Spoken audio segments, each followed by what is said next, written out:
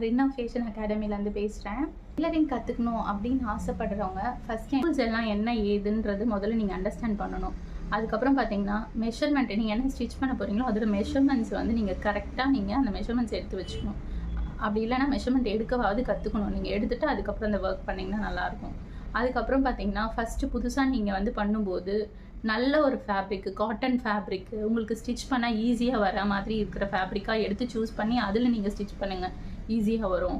அதுக்கப்புறம் என்ன மாதிரியெல்லாம் நீங்கள் லேர்ன் பண்ணுறீங்கன்னா ஒரு பேசிக் ஸ்டிச்சு, ஸ்ட்ரெயிட் ஸ்டிச்சு, லைக் அதுக்கப்புறம் ஒரு கைடில் எப்படி ஸ்டிச் பண்ணுறது, 1/2 இன்ச்சுக்கு எப்படி ஸ்டிச் போடுறது, 1 இன்ச்சுக்கு எப்படி ஸ்டிச் போடுறது, தென் ஷேப்ஸ் எப்படி ஸ்டிச் போடுறது, அதுக்கப்புறம் சர்க்கிள் ஸ்டிச்சு, அதுக்கப்புறம் ஸ்கொயர் ஸ்டிச்சு, ரெக்டாங்குலர் ஸ்டிச்சு, இந்த மாதிரியெல்லாம் நீங்கள் போட்டு ப்ராக்டிஸ் பண்ணுங்கள்.